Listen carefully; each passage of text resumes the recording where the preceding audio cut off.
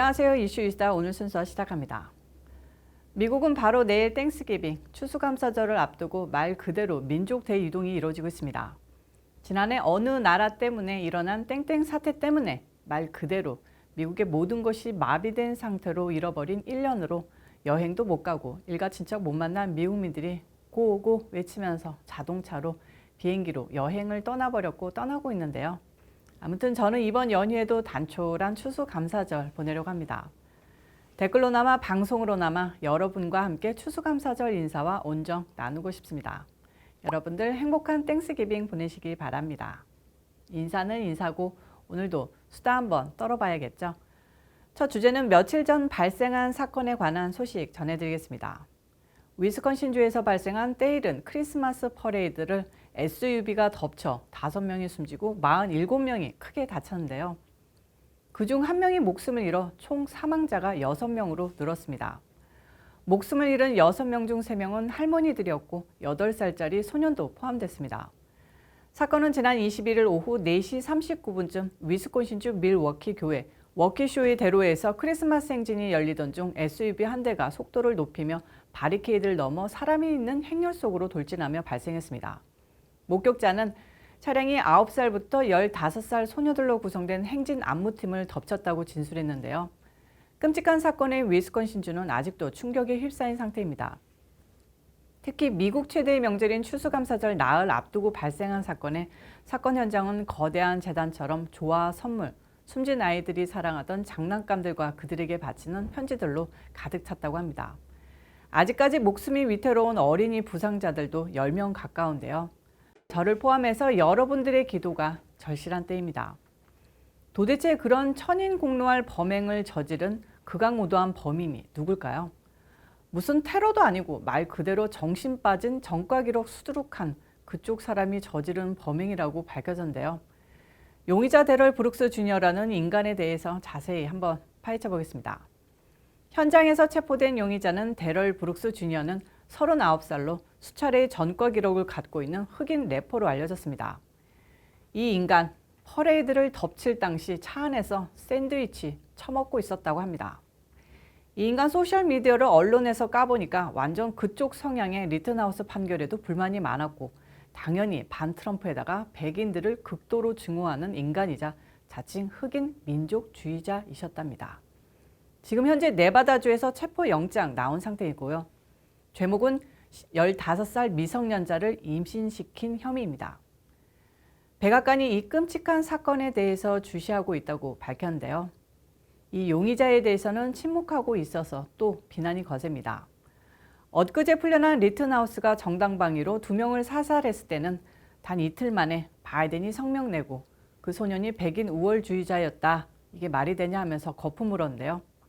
그냥 샌드위치 처먹으면서 한마디로 퍼레이드 행렬을 자동차로 덮치고 헤집고 다니면서 6명 죽이고 40여 명 중상 입힌 그놈에 대해서는 아직 정확한 조사가 안 끝났으니 할 말 없다고 침묵하고 있습니다. 용의자가 백인의 트럼프 지지자였다면 모든 미디어가 달려들었을 텐데요. 그게 끝일까요? 당연히 아니죠. 앞서 브룩스는 밀워키의 한 주유소에서 자신의 아이 엄마와 말다툼을 벌이다 이 여성을 차로 들이받아 다치게 한 혐의로 기소됐다가 $1,000의 보석금을 내고 풀려난 상태였습니다. 불과 몇 주 전인 5일에도 공무집행 방해, 보석중 무단 이탈, 폭행 등의 혐의로 추가 기소됐습니다. 특히 위와 같은 혐의로 그에게 부과됐던 $10,000의 보석금이 $7,500로 낮춰졌다가 법원의 공판일자 지정 착오로 또다시 $500로 축소돼 보석금을 지불하고 지난 2월 풀려났던 것으로 드러나는데요. 좌파 성향의 지역 검찰들이 진보 어젠다 정책 실시한다고 교도소 인원 줄이기 일환으로 그냥 마구잡이로 사람 죽이지 않으면 다 보석이다, 감형이다 해서 다 풀어져서 사회의 기강과 안전이 무너지고 있는 상황입니다. 며칠 전 루이비땡 매장에 떼강도 들이닥친 동영상 많이들 보셨을 겁니다.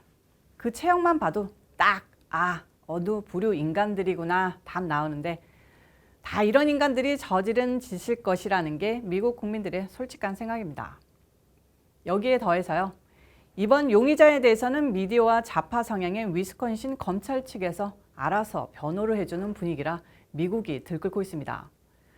용의자인 대를 부르기 아무런 범행 동기도 밝히지 않은 상황에서 이번 범죄는 테러가 아니다. 백인 소년 리튼하우스에 대한 판결에 불만을 품은 범행이 아니다. 용의자가 말하기도 전에 미디어 쉴드를 쳐주고 있는데요. 이게 말이 됩니까? 오히려 좌파들은 이번 사건을 그냥 차량이 퍼레이드 행렬을 잘못 덮쳐 발생한 교통사고 정도로 축소하려는 분위기인데요. 이러면 이럴수록 진상을 파헤쳐야죠. 어느 매체는 용의자 브룩스가 칼부림이 일어난 현장에서 도망치다가 사고를 냈다고 변호해주고 나섰는데요. 좌파 성향의 MSNBC는 오히려 한술 더 뜨고 있습니다. 칼부림 현장에서 피를 흘린 사람들 보면 패닉할 수 있다. 그런 상태에서 차를 타고 도주하는데 퍼레이드 행렬로 향하자 경찰이 테러리스트라도 되는 줄 알고 총을 쏴 더 무서워진 브룩스가 엑셀을 밟았을 수 있다. 그따구로 아주 소설을 쓰면서 브룩스를 변호하고 나서는 동시에 결국 경찰이 잘못했다는 논리로 귀결시켜 피해자 유가족들은 물론 국민들을 성나게 하고 있습니다. 물론 경찰이 브룩스를 쫓아왔다거나 칼부림 현장에서 도망쳤다는 것도 다 거짓임이 판명되는데요.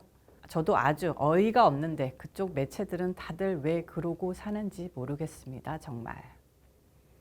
더욱 소름 끼치는 건 현장 목격자들의 증언이죠. 브룩스가 퍼레이드 행렬을 덮치면서 한 손으로는 샌드위치 먹으면서 지그재그로 운전하면서 최대한 많은 사람들을 차로 치려고 했다는 점입니다. 이게 인간이 할 짓입니까? 그럼 도대체 범행 동기가 뭐냐? 사건 발생 나흘째인데 만약 백인이 저지른 범행이나 테러 단체의 행동이었다면 별의별 매체들이 다 달려들어서 가족들, 사돈의 팔촌까지, 친구는 사회 친구부터 유치원 동기들까지 다 까고 뒤집고 파헤쳤을 텐데요. 완벽히 고야합니다. 다 검찰 조사 발표만 기다리자 이 분위기입니다. 그럼 이런 상황에서는 그의 범행 동기가 무엇인가 파헤치는 것보다 왜 미디어가 범행 동기를 안 까보나를 살펴보는 게 더 빠르겠죠. 위에 알려드렸듯이 백인들을 증오하고 흑인 래퍼로 그딴 내용의 노래 불러댔고요. 범행 직전에는 리튼하우스 판결을 비난하는 포스트를 소셜미디어에 떡하니 올렸습니다. 오히려 그쪽 사람들이 이 범행 터지자 그런 이유로 이분께서 사회에 경종을 울리자 이런 일을 벌이셨구나 하고 해석했는데요. 주류 미디어는 고요하기만 합니다. 마치 이런 거 보도했다가는 누군가에게 혼나겠다, 쉬쉬하자 한 것 같기까지 합니다. 이게 미국 맞는가요? 자, 너무 씁쓸하고 기분 나쁜 뉴스라 기분 좋은 소식 하나 전해드리면서 오늘 이슈 이슈다 마무리해야 되겠습니다. 우리의 히어로 중 하나인 그렉 에봇 주지사님이 버티고 계신 텍사스주에 삼성전자가 170억 달러, 한국 돈으로 20조를 투자해 반도체 생산 공장에 들어선다는 소식입니다. 브라이언 디스 백악관 국가경제위원회 위원장과 제이크 설리반 국가안보보좌관은 이날 성명을 통해 미국의 공급망 보호는 최대 우선 과제라며 오늘 삼성의 투자 발표를 환영한다고 발표했습니다.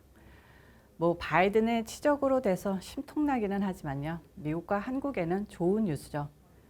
텍사스주 정부도 이날 에봇 주지사 관저에서 별도의 기자회견을 열고 이번 투자에 대한 감사를 표했는데요. 에봇 주지사는 삼성의 이번 투자에 대해 텍사스뿐 아니라 전 세계에 영향을 끼칠 역사적 발표라고 평가했고 현장에서는 박수와 환호가 나왔다고 합니다. 특히 에봇 주지사는 텍사스를 택한 것에 땡큐 삼성이라고 말했고 이번 투자액이 텍사스 내 외국인 직접 투자 가운데 최대 규모라고 강조했습니다. 이번 투자로 텍사스에는 하이테크 일자리 2천여 개를 비롯해 수천 개의 간접 고용 창출 효과가 있고 건설 일자리도 6,500개 이상 생길 것이라는 분석인데요. 또한 이번 투자에 대해 텍사스뿐 아니라 전 세계에 영향을 끼칠 것이라면서 최근 반도체 부족 사태와 관련해 삼성과 장기적인 해법을 제공할 것이라고 강조했습니다. 다만 바람이 있다면 보수의 성지인 텍사스의 하이테크 일자리 빌미로 젊고 아주 진보적인 사람들이 밀려 내려오지 않았음 합니다.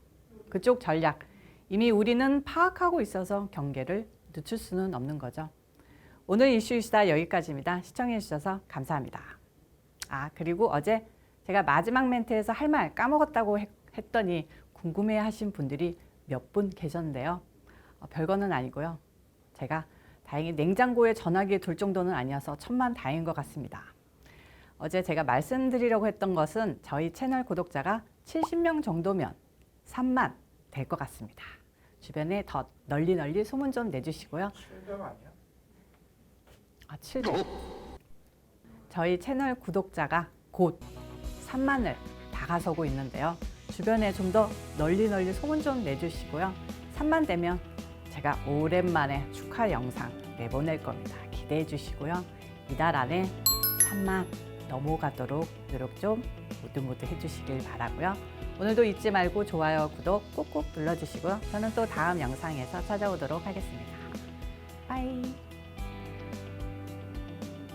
잠깐. 저 다음 영상에서 반짝이 입을 수 있습니다. 기대해 주세요.